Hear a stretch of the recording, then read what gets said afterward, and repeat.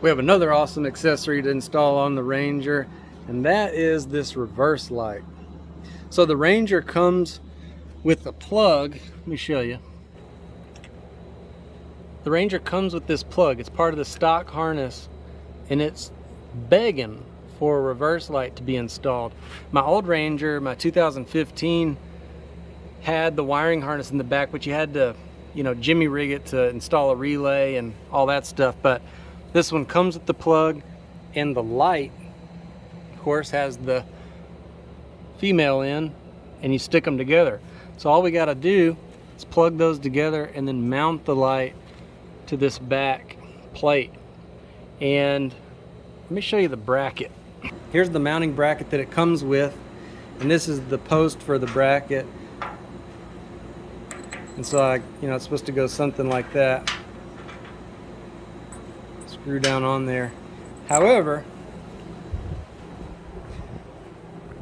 I don't see a hole in this back plate that can go through. Not that's in the center, but this bracket fits over the stud that's part of the, what do you call that, the engine mount. And I think that if we take this nut off, I can put this bracket over that stud, put the nut back on, maybe use a washer or two, and that'll be perfect. And then the light will position itself basically right here on this frame. I'm liking that a lot. So I'm going to grab my socket, get that nut off, and we'll see if we can get this mounting bracket put on there and get this light installed. And of course tonight we'll see how well it works. We'll put the reverse light in action, see what kind of visibility we get. I'll tell you before we get to the install, we've got this back glass rear window, and at night the glare from the headlights, you can't see behind you. So this reverse light is going to be a very functional upgrade and accessory for the buggy as long as it works. So let's get our tools, see if we can get it installed.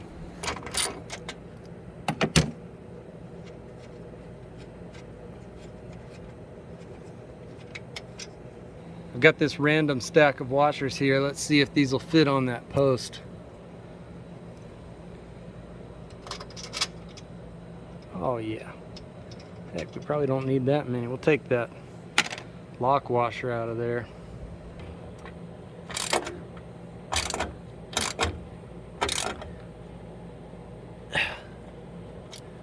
Alright. First we're going to test and see if the post will go all the way through.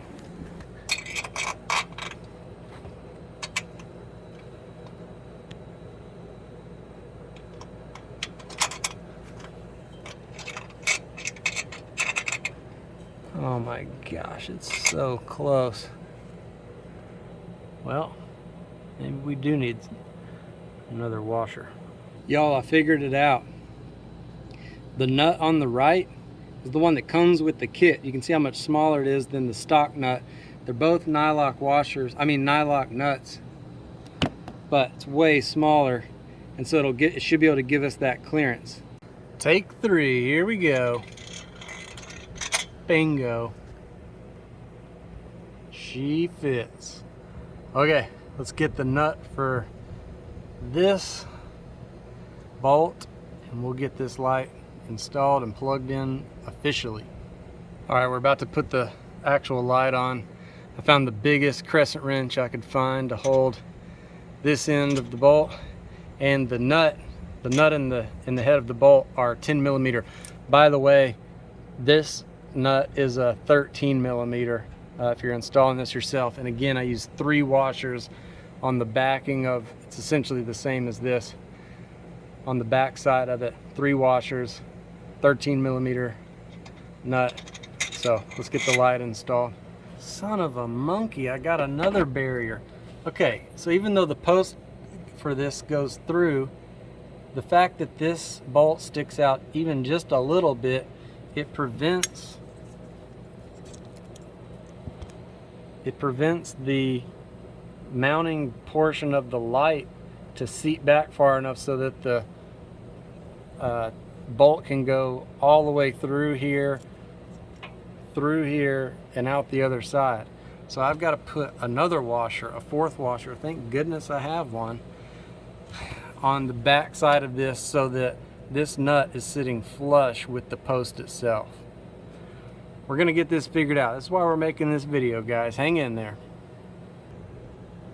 Before I actually install the nut, just to show you, it did work. 4 washers on the back side to where the post itself, the post sits flush at the end of the nut, and then this bolt goes all the way through just fine.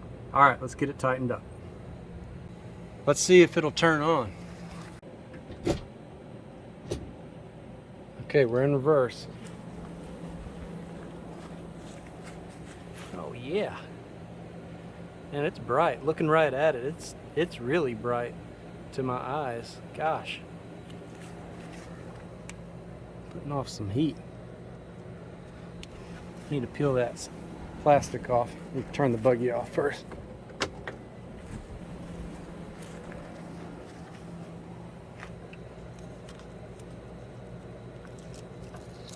Ta-da! Okay, I'm gonna run the wiring a little more clean like, and then when it gets dark we'll do a test in the dark in reverse, see how it looks from the driver's seat. Stay tuned. Alright folks, moment of truth. Those are just the brake lights on, or the tail lights on. Got the key turned on, but the engine turned off. We're gonna put it in reverse and see what happens with our reverse light. Here we go. 3, 2, 1. Good grief. That is one bright light. Man, that thing works. It's almost brighter than the headlights. It does look like it's sort of concentrated down. It does have some room that I probably can't see it great in the video, but I could tilt the light up and even get better light disbursement behind me. Let's see how it looks from the cab, from the driver's seat. Oh man, that's amazing. I'm gonna put it back, take it back out of reverse so we can see the comparison from the driver's seat.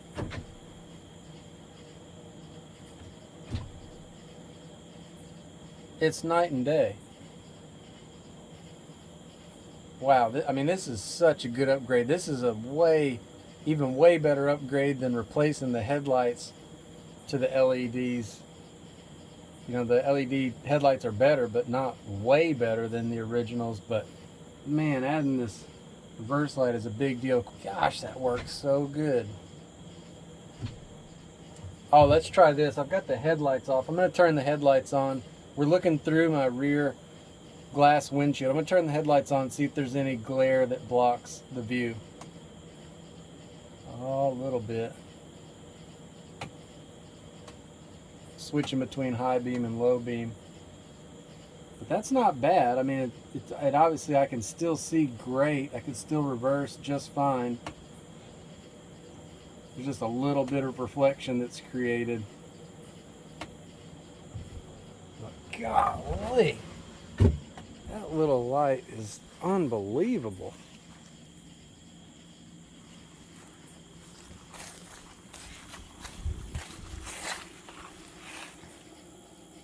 It's like the sun. There you go, folks. LED reverse light, working off the stock harness, mounted to the engine mount stud. No need to drill a hole. I looked up the instructions online afterwards, and it says it says drill a hole. No need to drill a hole with the way we did it. You just got to use some washers to get that post settled into the nut correctly. That'll wrap it up for this segment. Thanks for watching, everybody.